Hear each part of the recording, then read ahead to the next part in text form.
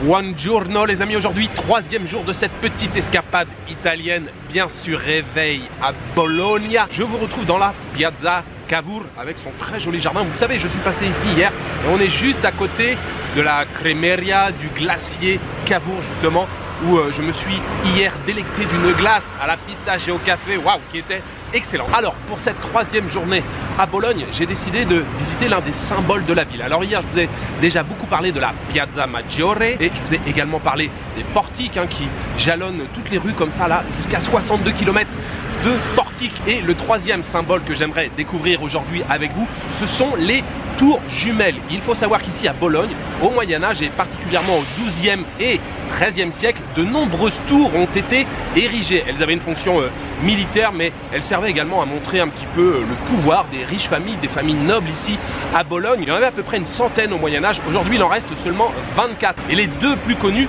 on les surnomme parfois les tours jumelles. Elles sont pas très loin d'ici. Elles sont vraiment dans le centre historique de Bologne, tout près de la Piazza Maggiore et seulement à 5 minutes d'ici. Ce sont les tours Asinelli et la tour Garisenda. Alors la tour Garisenda, elle est fermée au public. Elle mesure 48 mètres. C'est une tour qui a été tronquée. Elle mesurait, je crois, à l'origine une soixantaine de mètres, mais il y a eu un affaissement de terrain, donc ils ont préféré la raccourcir un petit peu. Et celle-ci est fortement penchée. Et puis la deuxième tour, qui est donc la plus grande, qui mesure 97 mètres de haut, c'est la tour Asinelli. Les noms de ces tours correspondent aux noms des familles qui les ont fait construire. Et cette tour Asinelli, on peut monter tout en haut. Il y a 498 marches. Oui, messieurs, dames. Et cette tour, elle penche également de 1,3 degré. C'est léger, ça se voit pas trop à l'œil nu, mais il y a en haut quand même un déport de 2,2 mètres par rapport à la base de la tour. Voilà, c'est le programme pour commencer cette nouvelle journée à Bologne. J'essaye de parler assez fort, il y a pas mal de bus qui tournent autour de cette place. Petite information à noter, à préciser, pour visiter cette tour, il faut réserver à l'avance. Alors, soit en ligne sur le site de la ville, ou alors vous allez directement à l'office du tourisme qui s'appelle Welcome Bologna, qui se trouve sur la Piazza Maggiore. Et hier, j'y suis déjà allé 3 fois. Le staff à l'intérieur est très sympa. Donc, j'ai réservé mon créneau horaire hier matin quand j'y suis allé. Et j'ai donc réservé pour ce matin, 10 h. C'est parti pour une nouvelle journée à Bologna.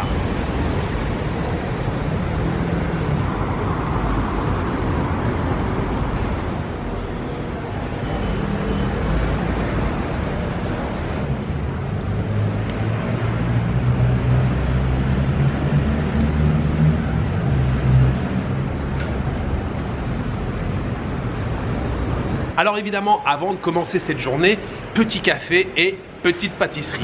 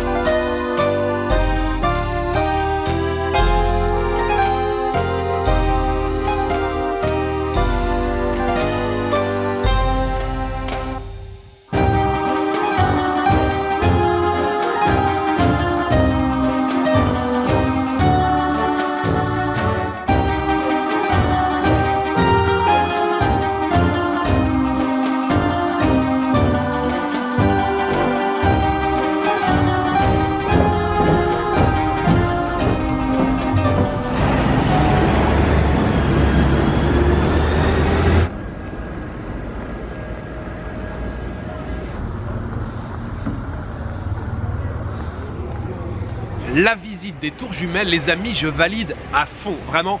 Très bien. Une fois qu'on est tout là-haut, on a une magnifique vue sur toute la ville de Bologne, puisque ces tours, elles sont vraiment dans le centre historique. Très joli, très joli. Et encore une fois, on comprend bien le surnom de la Rossa, la ville rouge. J'ai payé hier quand j'ai réservé, je crois que c'est 5 ou 6 euros. Vraiment, ça vaut le coup. Je vous conseille de monter tout là-haut. Alors pour monter à l'intérieur là, c'est un peu exigu. On a donc un escalier qui court comme ça, qui monte le long des murs. Et à l'intérieur, c'est creux, même s'il y a à plusieurs endroits quelques plateformes. Et puis, il y a aussi des gens qui régulent le trafic à l'intérieur. C'est bien organisé, hein. Et une fois que vous êtes là-haut, vous avez suffisamment de place en fait pour bien en profiter, puisque on vous laisse monter seulement par petits groupes. Non, vraiment, faites-le, c'est très sympa. Avant de commencer la visite, je me suis arrêté donc dans une pasticceria et je me suis pris donc un café. Et puis, j'hésitais entre une sfogliatelle et une brioche à la pistache. Comme j'hésitais, j'ai pris les deux. Et la sfogliatelle, vous vous souvenez, j'en avais mangé beaucoup quand j'étais à Naples. C'est une spécialité de la région Campanie. La sfogliatelle, c'est une pâtisserie à base de pâte feuilletée avec de la ricotta à l'intérieur, parfumée à la vanille et aux écorces d'orange.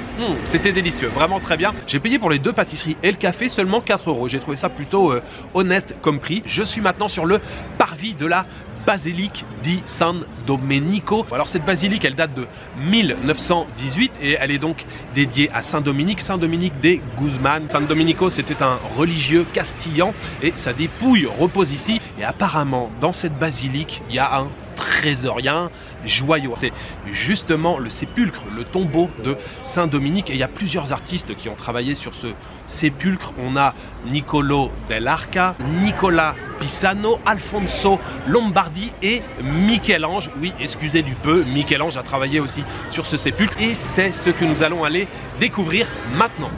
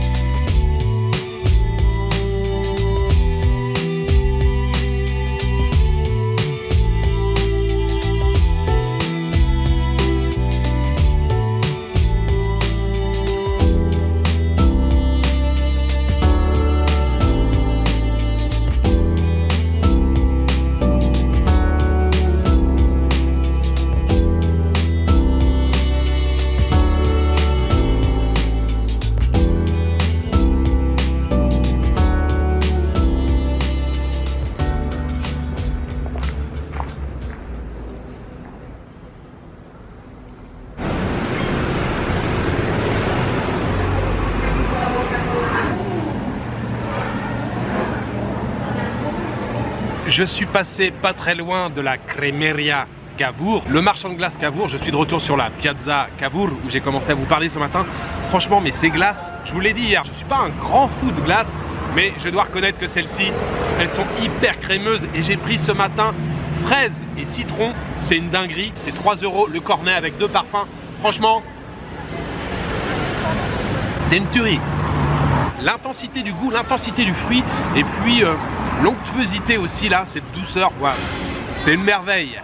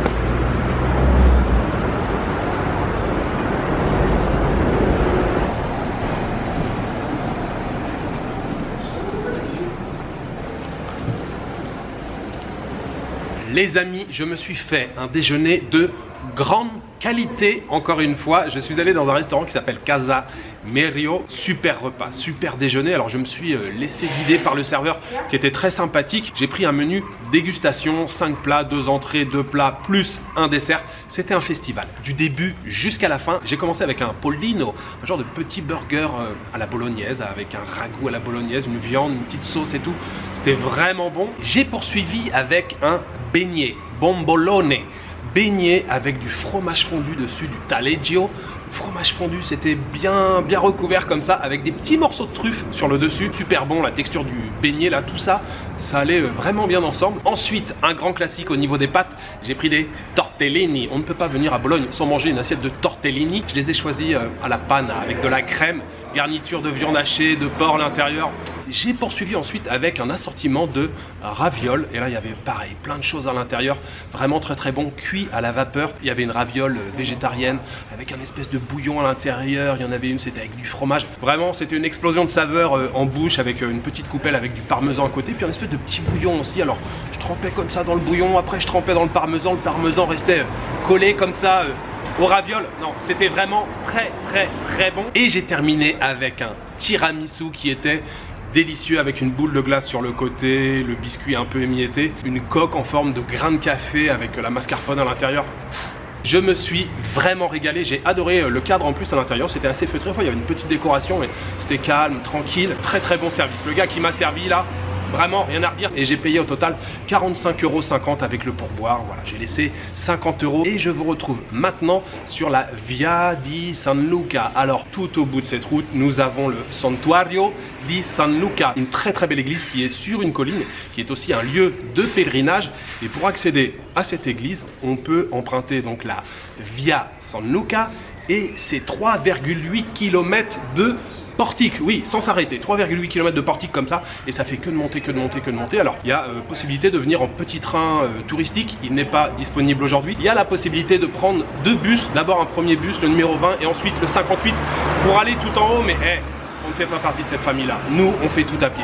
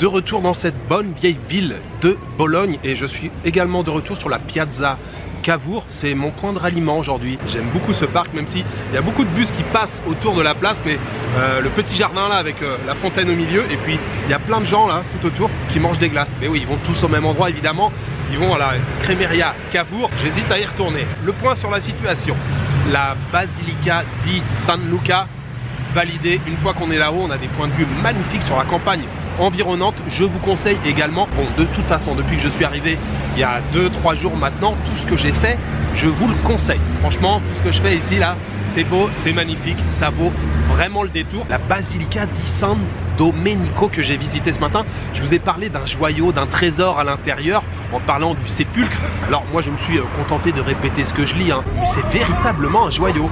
C'est à couper le souffle. Cette sculpture sur marbre, c'est un truc de dingue. Je suis resté... je sais pas exactement combien de temps autour, évidemment à filmer, mais je me suis aussi assis et j'ai observé, mais waouh, c'est vraiment à couper le souffle. C'est 5 artistes au total qui ont travaillé sur ce chef-d'œuvre. Michel-Ange, Lombardi, Pisano et Dell'Arca, mais il y a également Arnolfo di Cambio. Je l'avais oublié, voilà, la vérité est rétablie.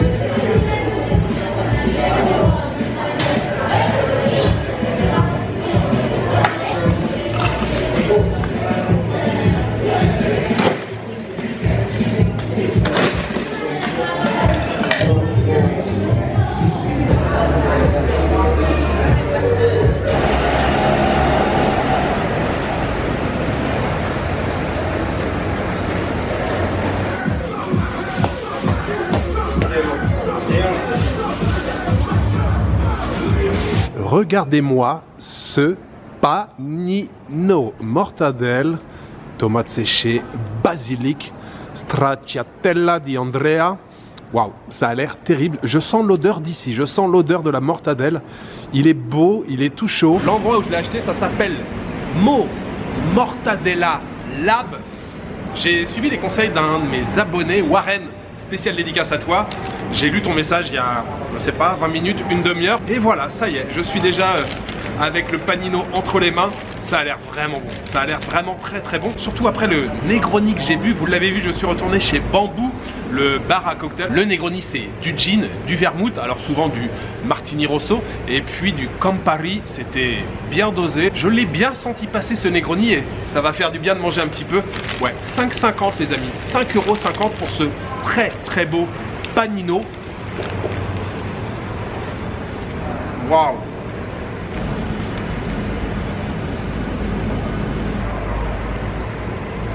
Là, c'est explosion de saveur en bouche avec le basilic et surtout les tomates séchées. Je viens d'en manger une entière là, trop trop bon. Vraiment beaucoup de saveur. Et puis la stracciatella di Andrea là, c'est quasiment liquide, ça coule de partout. C'est généreux, c'est bien servi en mortadelle. Vous voyez, ça déborde de partout.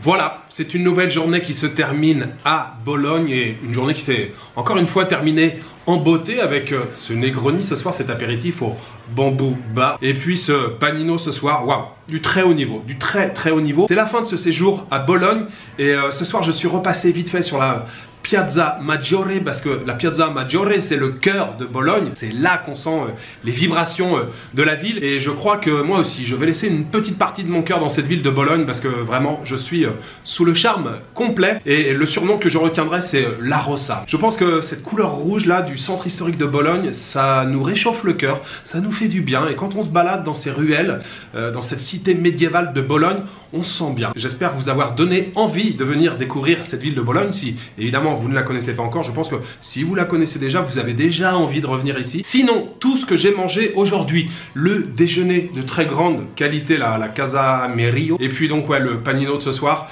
j'aimerais dédier le tout aux tipeurs, et j'aimerais remercier aujourd'hui Alain et Nadia, Boulette et Brioche, et Hugo le gars. Merci beaucoup à vous 5 pour votre soutien. Voilà, il me reste juste à vous souhaiter une bonne soirée, une bonne nuit ou une bonne après-midi. Je vous donne rendez-vous demain pour une nouvelle journée en Italie. Ciao, good night.